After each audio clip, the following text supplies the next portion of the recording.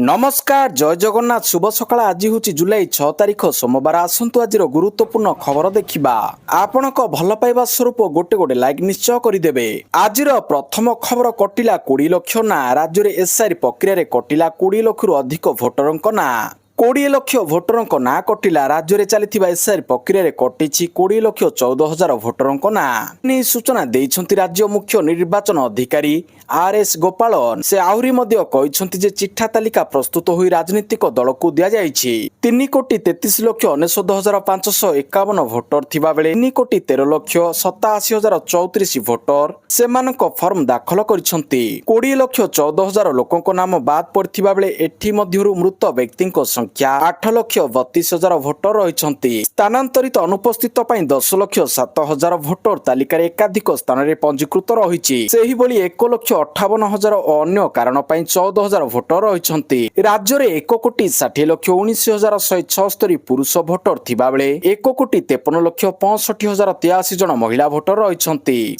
2,775 जन तृतीय लिंगी भोटर अच्छा 2,775 जन तृतीय लिंगी भोटर रही एथिसह आपत्ति थिले अगस्त 4 भितर जणाइबाकू निर्देश रही परवर्ती खबर हरमुज प्रणाली रे शुल्क आदाय करिबो ईरान 60 दिन शुल्क छाड़ अवधि शेष हेबा परे हरमुज प्रणाली रे वाणिज्यिक जहाज चलाचल उपरे सर्विस फी आदाय करिबो ईरान तेबे जेउ देशगुड़िक सहित ईरान संपर्क भल रही एवं जटिल समय से तेहरान सहित छिड़ा होइछंती सेमानकु स्वतंत्र सुविधा मिलिबो चीन रे अवस्थापित ईरान राष्ट्रदूत अब्दुल रेजा राहमीन फकी विश्व शांति मंच रे एभली सूचना देइछंती हरमुज प्रणाली रे जहाज चलाचल सुरक्षा एवं परिवेश परिमाणर मुकाबिला लागि एई नुआ व्यवस्था हेबो बोली से कहछंती परवर्ती खबर उद्धार हला विदेशी पक्षी श्रीमंदिर निकटरू विदेशी पक्षी उद्धार श्रीमंदिर निकटरू विदेशी पक्षी उद्धार होईछि श्रीमंदिर चतुर्पार्श्व पक्षीटी बुलुथिबा बेले याहाकू उद्धार करिसंती श्रीमंदिर सुरक्षा कर्मी उद्धार परे पक्षी को पुलिस को हस्तांतर करा जाईछि पक्षीटी केउठू आसीछि ताकू नै तदंत करूछि पुलिस विदेशी पक्षी को देखिबा पई लोकंक मनरे कौतूहल सृष्टि होईछि एई विदेशी पक्षी को देखिबा पई लोकंक भिड़ मध्य देखिबाकू मिलिछि परवर्ती खबर देश रे जनसंख्या परिवर्तन बेन अनुप्रवेशर समीक्षा जुलाई 9 रे सबु राज्यर डीजीपी को भेटिबो केंद्र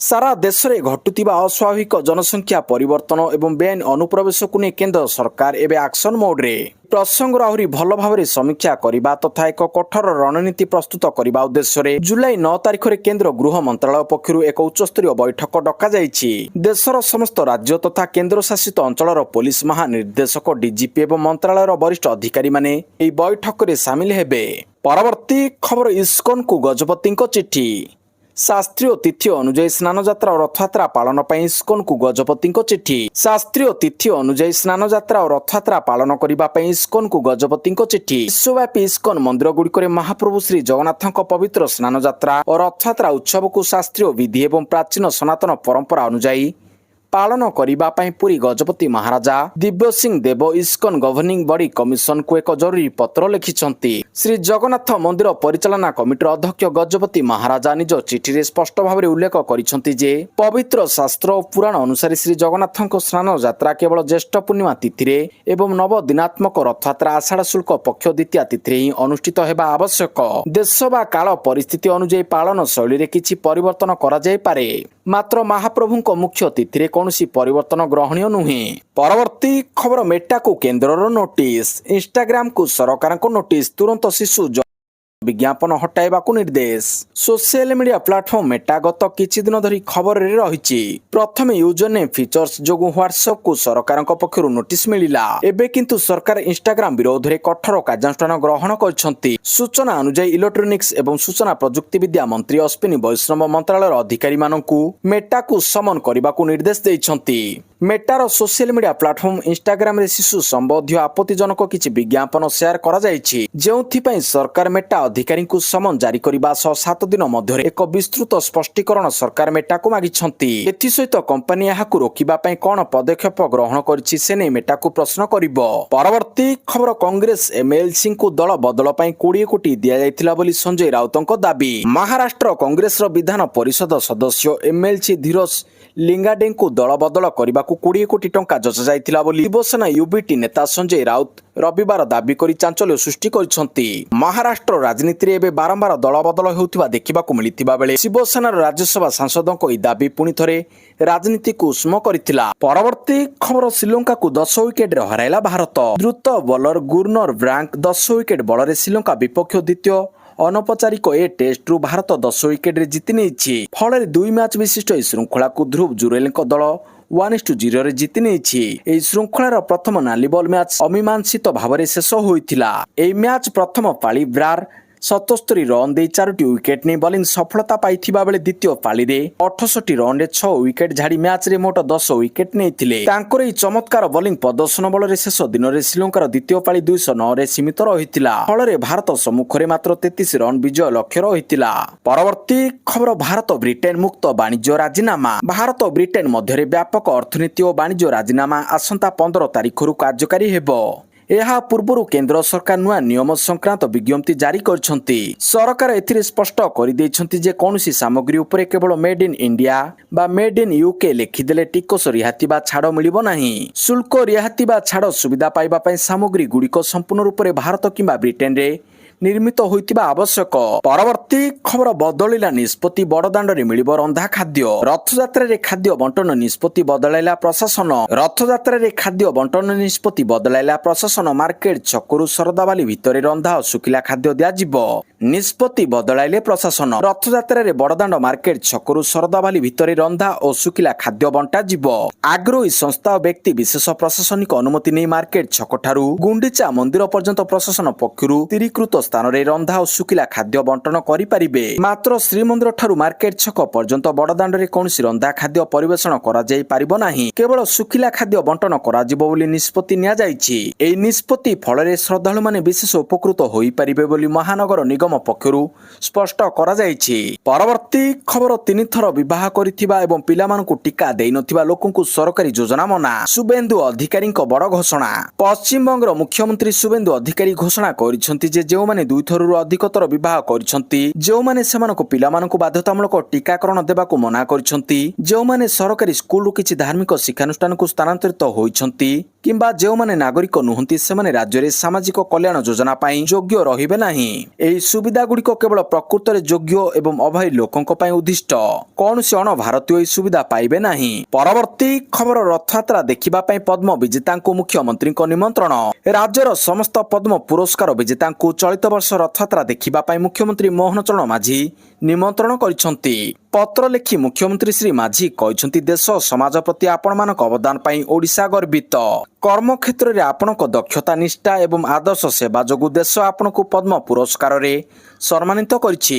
ଆପଣଙ୍କର ଏହି ସଫଳତା ଆମ ସମାଜ ଓ ଆଗାମୀ ପିଢ଼ି ପାଇଁ ସର୍ବଦା ପ୍ରେରଣାର ଉତ୍ସ ହୋଇ ରହିବ। ପରବର୍ତ୍ତୀ ଖବର ଗ୍ଲୋବାଲ ପାସପୋର୍ଟ ଇଣ୍ଡେକ୍ସରେ 125ତମ ସ୍ଥାନକୁ ଖସିଲା ଭାରତ। ଗ୍ଲୋବାଲ ପାସପୋର୍ଟ ଇଣ୍ଡେକ୍ସ 2026ରେ ଭାରତ 125ତମ ସ୍ଥାନକୁ ଖସିଛି। ଗ୍ଲୋବାଲ ପାସପୋର୍ଟ ଇଣ୍ଡେକ୍ସ 2026ରେ ଭାରତ 125ତମ ସ୍ଥାନକୁ ଖସିଛି। ଗତ ବର୍ଷ ରାଙ୍କିଙ୍ଗରେ ଭାରତ ସାମାନ୍ୟ ଭଲ ସ୍ଥାନକୁ ଉଠିଥିବା ସତ୍ତ୍ୱେ ଟପ୍ 100 ସୂଚୀରୁ ବାଦ ପଡ଼ିଛି। 2021 ଓ 2023ରେ ଭାରତ ପାସପୋର୍ଟ ରାଙ୍କିଙ୍ଗର 127ତମ ସ୍ଥାନରେ ଥିବାବେଳେ 2025ରେ 124ତମ ସ୍ଥାନକୁ ପହଞ୍ଚିଥିଲା।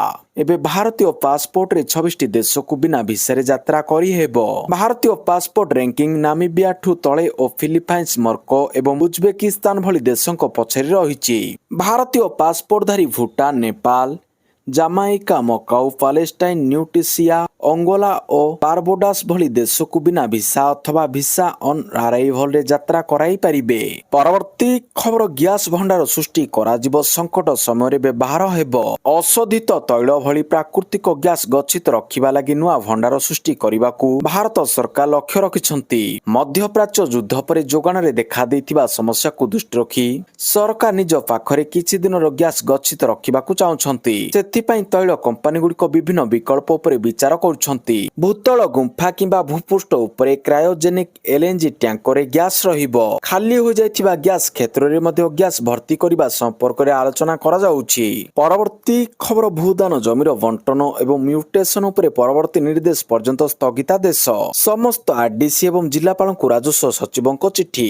ରାଜ୍ୟ ସରକାରଙ୍କ ଦୃଷ୍ଟିକୁ ଆସିଛି ଯେ ଭୂଦାନ ଜମିର ବଣ୍ଟନ କ୍ଷେତ୍ରରେ ପ୍ରଚଳିତ ନିୟମାବଳୀର ସମ୍ପୂର୍ଣ୍ଣ ପାଳନ ଏବଂ ସମ୍ପୃକ୍ତ ଜମିର ଅଭିଲେଖର ଯଥାର୍ଥ ଯାଞ୍ଚ ବିନା ହିତାଧିକାରୀମାନଙ୍କ ସପକ୍ଷରେ ବଣ୍ଟନ କରାଯାଉଛି। ଏହା ଫଳରେ ପରବର୍ତ୍ତୀ ସମୟରେ ମ୍ୟୁଟେସନ ଏବଂ ଜମି ପଟ୍ଟାରେ ଅନ୍ତର୍ଭୁକ୍ତି ସମୟରେ ବିଭିନ୍ନ ଆଇନଗତ ଜଟିଳତା ସୃଷ୍ଟି ହେବାର ଆଶଙ୍କା ରହିଛି। ଏହାକୁ ଦୃଷ୍ଟିରେ ରଖି ଭୂଦାନ ଜମିର ବଣ୍ଟନ ଏବଂ ହିତାଧିକାରୀଙ୍କ ସପକ୍ଷରେ ମ୍ୟୁଟେସନ ପ୍ରକ୍ରିୟାକୁ ପରବର୍ତ୍ତୀ ନିର୍ଦ୍ଦେଶ ପର୍ଯ୍ୟନ୍ତ ସ୍ଥଗିତ ରଖିବାକୁ ରାଜସ୍ୱ ଓ ବିପର୍ଯ୍ୟୟ ପରିଚାଳନା ବିଭାଗ ନିଷ୍ପତ୍ତି ନେଇଛି। ପରବର୍ତ୍ତୀ ଖବର ପୁରୀରୁ କୋରାପୁଟକୁ ଗଡ଼ିବ ସ୍ପେଶାଲ ଟ୍ରେନ୍। ଆଜି ପୁରୀ କୋରାପୁଟ ଏକ୍ସପ୍ରେସ ଓ ବ୍ରହ୍ମପୁର ଉଧନା ଅମୃତ ଭାରତ ଏକ୍ସପ୍ରେସର ଶୁଭାରମ୍ଭ। ଓଡ଼ିଶାରେ ରେଳ ସଂଯୋଗୀକରଣକୁ ସୁଦୃଢ଼ କରିବା ଏବଂ ଯାତ୍ରୀ ସେବାରେ ଉନ୍ନତି ଆଣିବା ଦିଗରେ ଏକ ଗୁରୁତ୍ୱପୂର୍ଣ୍ଣ ପଦକ୍ଷେପ।